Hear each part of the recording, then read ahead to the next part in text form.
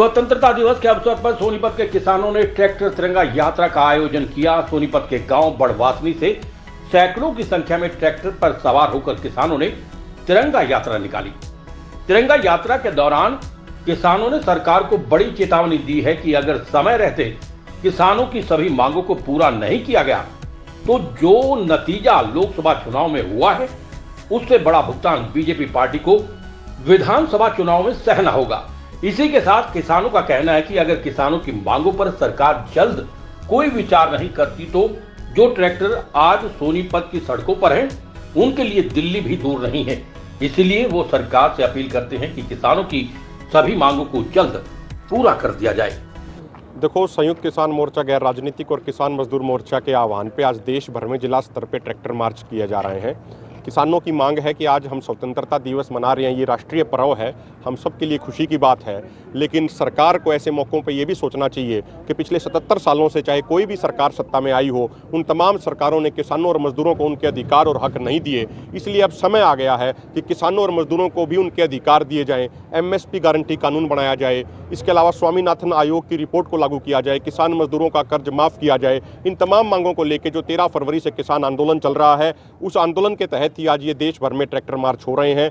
ट्रैक्टरों के ऊपर किसानों ने अपने संगठनों के झंडे और तिरंगे झंडे, देश के झंडे लगाए हुए हैं और आज पूरे देश में जिले स्तर पर ये कार्यक्रम हो रहे हैं। हमारे जो मोर्चे लगे हुए हैं, मोर्चों पे भी हो रहे हैं। और हम तो एक बात ये कहना चाहेंगे कि देखिए, आज हम अपना स्वतंत्रता दिवस मना रहे हैं, लेकिन कई बार ये देख के दुख होता है कि अभी कुछ दिन पहले ही हरियाणा की भाजपा सरकार ने उन अधिकारियों को राष्ट्रपति मेडल से सम्मानित करने के लिए सिफारिश भेजी थी, जिन अधिकारियों ने किसानों के ऊपर, मजदूरों के ऊपर गोलियां चलाई, आंसू गैस के गोले चलाए, जहरीली गैसें चलाई। लेकिन उसके बावजूद जब पूरे देश में किसानों ने उसका विरोध किया, भारतीय जनता पार्टी का विरोध किया, तो उसके बाद अभी जो एक कल खबर मिली है वो ये है कि केंद्र सरकार ने उन तमाम अधिकारियों के नाम खारिज कर दिए हैं जो हरियाणा की भाजपा सरकार ने केंद्र सरकार को भेजे थे। और हम ये कहते हैं कि ये किसानों के दबाव के कारण हुआ और परमात्मा का भी धन्यवाद देते हैं कि उन्होंने सद्बुद्धि दी है सरकार को कि उन्होंने इस तरीके का ये निर्णय था ये वापस ले लिया। अन्यथा अगर ऐसा होता तो हमारे देश के लिए वो काला दिन होता। देखिए, मैं यही कह रहा हूँ, आप देखो 1995 से अगर हम बात करें, आज तक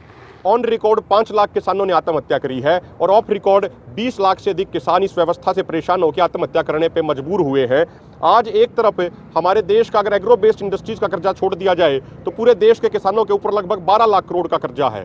उस 12 लाख करोड़ के किसान मजदूरों के कर्जे को माफ करने की बात आती है तो सरकारें ये कहती है हमारे पास बजट नहीं है।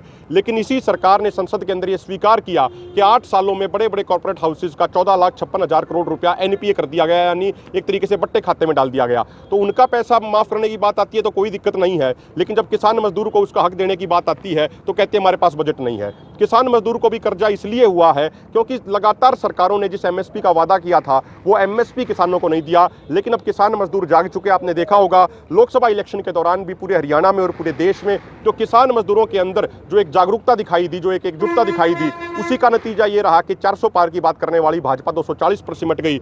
10 में से 10 जीतने की बात करने वाली भाजपा हरियाणा में मात्र 5 तक सिमट गई। और अगर इन्होंने MSP गारंटी कानून नहीं बनाया तो हमें पूर्ण विश्वास है इस प्रदेश का किसान मजदूर जो एकजुट हो चुका है, ये अपनी और भी ज्यादा एकजुटता को मजबूत करेगा और विधानसभा इलेक्शन में भारतीय जनता पार्टी को पूर्ण तौर पे साफ करने का कार्य करेगा। देखो, मैं एक बात कह रहा हूं, विनेश फोगाट उस मेडल से भी बहुत आगे जा चुकी हैं। वो इस किसान मजदूर समाज के लिए कोहिनूर का हीरा बन चुकी हैं। जो उन्होंने संघर्ष किया, जो तपस्या की है, जो कुर्बानी दी है, जब वो बहुत छोटी उम्र में थी उनके पिताजी का साया उनके सर से उठ गया, उसके बाद भी वो संघर्ष करती रही, अंदर बाहर हर तरह की चुनौतियों का वो सामना करती रही और उसके बाद कॉमनवेल्थ में मेडल जीते और वर्ल्ड चैंपियनशिप में मेडल जीते और यहाँ भी फाइनल में वो पहुँच गई थी। पहली भारतीय महिला पहलवान बन गई थी जो फाइनल में पहुँची हो। उसके बाद जिस तरीके से ये दुर्भाग्यपूर्ण घटना घटी है, जो जाँच का अपने आप में बहुत गंभीर जाँच का जो विषय है, उसके बाद ये जो ये सब हुआ, ये बहुत ही एक निंदनीय है और बहुत ही दुखद है। हम तो बहन विनेश फोगाट को ये कहना चाहते हैं कि आप हौसला मत हारिए, आप हिम्मत मत हारिए। वो बात थी गोल्ड मेडल की, लेकिन आप इस समाज के लिए कोहिनूर का मेडल, कोहिनूर का तमगा बन चुकी हैं। और जब वो 17 तारीख को आएंगी उसके बाद सारे हरियाणा के साथी भी उनका स्वागत करेंगे और उसके बाद पंजाब में भी हमारे बहुत साथियों के फ़ोन आए, पंजाब में भी बड़े समारोह किए जाएंगे, राजस्थान में भी किए जाएंगे और हरियाणा में भी हम उनसे बातचीत करके सोनीपत में भी बड़े प्रोग्राम करेंगे। संदेश ही है जो भी सरकार अननीति करना चाह रही है किसानों के साथ, ये साफ संदेश है कि हमारे देश का पर्व भी 15 अगस्त, इसके लिए भी तिरंगा झंडा लगा है हर ट्रैक्टर पर। और सरकार जिस तरह की भी अननीति करेगी, ट्रैक्टर आज सोनीपत के रोडों में घूम रहा है, ये जल्दी आपको दिल्ली में घुमाई देगा।